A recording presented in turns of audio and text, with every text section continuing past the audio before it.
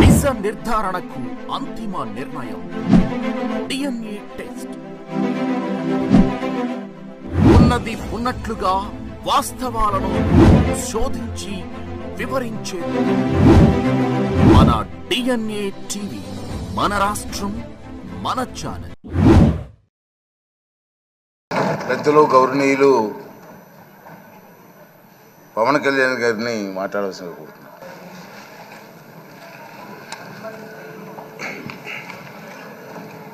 పదహారవ శాసనసభకి ఏకగ్రీవంగా ఎన్నికైన సభాపతి శ్రీ చింతకాల అయ్యన్ పాత్ర గారికి హృదయపూర్వక నమస్కారాలు, మీకు శుభాకాంక్షలు.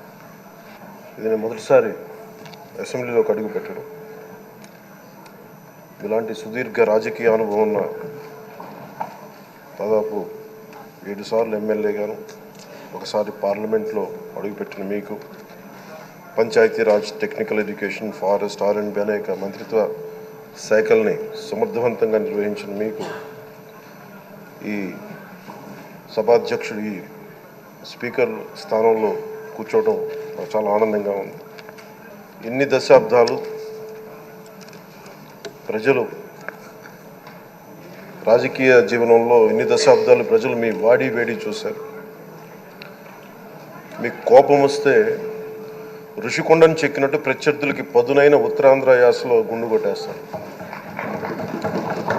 నాకు ఒకటే బాధేస్తా ఉంది సార్, ఇకపైన మీకు తిట్టే అవకాశం లేకపోవడం. కానీ ఇక మీద సభలో ఎవరు తిడుతున్నా దాన్ని ఆఫ్ చేసే బాధ్యత మీ చేతిలోనే ఉంది. మీరే మైక్ ఆఫ్ చేయాలి. అంటే మా చిన్నప్పుడు నేను చూసేవాడు, ఒకసారి అల్లరి చేసే అబ్బాయిని క్లాస్ లీడర్ చేసేవాడు చిన్నప్పుడు మా స్కూల్లో. కానీ ఇన్నాళ్ళు ప్రజలు మీ వాడి వేడి పలుకులు, మీ ఘాటైన వాగ్ధాటి చూశారు. ఈ రోజు నుంచి రాష్ట్ర ప్రజలు మీ హుందాతనం చూస్తారు. డిబేట్స్ వెనకాల దాక్కుని సంస్కారహీనమైన భాషలని, భావాలని రకరకాల మాధ్యాల్లో విరజిమ్ముతూ ఉంటారు. దాని నియంత్రణ మీ ఆధ్వర్యంలో ఇక్కడి నుంచే మొదలవ్వాలి. ఇందాక సభానాయకులు గౌరవ ముఖ్యమంత్రి శ్రీ చంద్రబాబు నాయుడు గారు చెప్తారు, ఆడబిడ్డలు ఏ విధంగా నలిగిపోయారు ఈ రాష్ట్రంలో గత 5 సంవత్సరాల్లో. చిన్న లేదు, పెద్ద లేదు, ఎవరని లేదు. ఎవరన్నా సరే ఒక మాట మాట్లాడితే వాళ్ళకి వ్యక్తిగతంగా దూషణ, సోషల్ మీడియాలో వాళ్ళని క్యారెక్టర్ అసాసినేట్ చేయటం, వాళ్ళు పెద్ద నాయకులు కావచ్చు, కార్యకర్తలు కావచ్చు, లేదా వాళ్ళకి ఎదురు తిరిగి ఒక ఒపీనియన్ చెప్పి ఎవరైనా సగటు మనిషి కూడా కావచ్చు, అది ఇక్కడతో ఈ రోజు నుంచి ఆగిపోవాలి అధ్యక్ష. అది మీ ఆధ్వర్యంలోనే మొదలవ్వాలి. గత ప్రభుత్వం తాలూకు సభ జరిగిన విధానం చూస్తే ఈ వ్యక్తిగత దూషణ ఇవన్నీ చాలా ఇబ్బంది పెట్టే ప్రజలు. ఈ రోజున వాళ్ళకి 11 సీట్లకు పరిమితం అయ్యారు, ఈరోజు లేరు, ధైర్యం లేదు వాళ్ళకి. విజయాన్ని తీసుకోగలిగారు కానీ ఓటమి కూడా ధైర్యంగా కూర్చుకునే వాళ్ళకి స్థాయి లేదు, వాళ్ళకి పారిపోయారు ఇక్కడి నుంచి. భావంలో ఉండే తీవ్రత భాషలో ఉండాల్సిన అవసరం లేదు. భాష మనుషుల్ని కలపడానికి కానీ విడగొట్టడానికి కాదు. భాష విద్వేషం రేపడానికి కాదు, పరిష్కరించడానికి. ఎంత జటిలమైన సమస్య అయినా, భయంకర సమస్య అయినా చర్చల ద్వారా పరిష్కరించుకోవడానికి కానీ వివాదం సృష్టించడానికి కాదు. ఈ సభ ఉన్నది అందుకు. కానీ మనం చూసింది వాళ్ళ దగ్గర నుంచి బూతులతోటి, వ్యక్తిగత దోషులతోటి రాష్ట్ర పురోభివృద్ధిని ఆపేశారు.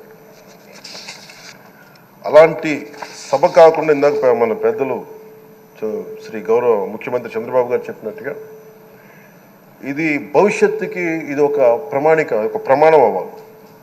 2047 వరకు ఇంత అద్భుతమైన స్థానంలో మనకి ఆంధ్రప్రదేశ్ తెలుగు జాతి ఉన్నత స్థాయికి వెళ్ళాలంటే ఈరోజు మనం వేసే ప్రతి అడుగు అది భవిష్యత్ తరాలకు ఒక ఒక టచ్ స్టోన్గా ఉండిపోవాలి, ఒక గిట్ రాయిగా ఉండిపోవాలి.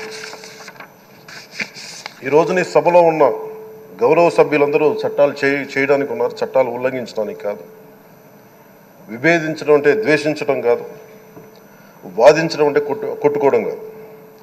ఇవన్నీ విభేదించడం, వాదించడం ఇవన్నీ ప్రజాస్వామ్యానికి చాలా మౌలికమైన పునాదులు. ఆంధ్రప్రదేశ్ ఆవిర్భావం జరిగి అసలు ఆవిర్భావం, అసలు భాషా ప్రయుక్త రాష్ట్రాల ఆవిర్భావమే మన ఆంధ్ర రాజ్యంతో మొదలైంది. అమరజీవి పొట్టి శ్రీరాములు గారి బలిదానం మీద మన రాష్ట్రం పుట్టింది. 56 రోజులు తిండి తిప్పలు తినకుండా నరకం అనుభవిస్తూ ఆయన బలైపోయారు. ఆయన మరణానికి చేరువవుతూ ఆమరణ నిరాహార దీక్ష చేసిన ప్రతిరోజు మనకి దాదాపు ఈ సుదీర్ఘమైన 6 దశాబ్దాల కాలం, 1.5 సంవత్సర కాలం, అంటే ఆయన ప్రతిరోజు చావుకి చేరువవుతూ భోజనం లేకుండా ఆయన గడిపిన ప్రతిరోజు మనకి 1.5 సంవత్సర కాలం.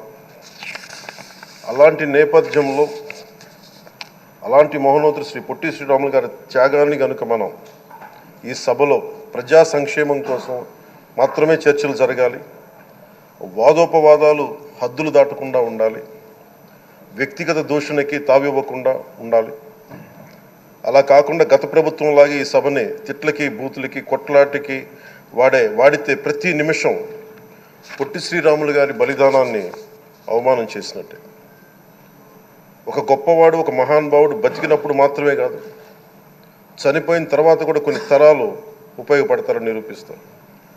అలాంటి కోవకు చెందిన మహానుభావులు ఆంధ్ర రాష్ట్ర సృష్టికర్త, భాషా ప్రయుక్త రాష్ట్రాలకు శ్రీకారం చుట్టిన ద్రష్ట అమరజీవి శ్రీ పొట్టి శ్రీరాములు గారి స్మృతిలో ఒక విలువలతో కూడిన ఒక సత్సాంప్రదాయాన్ని తెరలేపుతూ మీ ఆధ్వర్యంలో ఈ సభ జరగాలని, ఈ 5 ఏళ్ల ప్రజా ప్రస్థానంలో ఈ విలువైన 5 ఏళ్ళు రాబోయే తరానికి గొప్ప భవిష్యత్తునిచ్చేలా, అన్నం పెట్టే రైతుకి, కౌలు చేసుకునే రైతుకి, రైతు కూలీకి అండగా ఉండేలా, మహిళలకి భద్రతతో పాటు ఉన్నత స్థాయికి ఎదిగేలా, ప్రభుత్వ ఉద్యోగులకి భద్రత కల్పించేలా, పశువు పక్షి ప్రకృతి సర్వజనులందరికీ కూడా మతాలకి ప్రాంతాలకి అతీతంగా సుభిక్షంగా అభివృద్ధి పదంలో ఆంధ్రప్రదేశ్, ఆంధ్ర రాజ్యం అద్భుతమైన ప్రగతి సాధించేలా ఈ చర్చలు సాగాలని కోరుకుంటూ, సభాపతి అయ్యన్న పాత్రుడి గారికి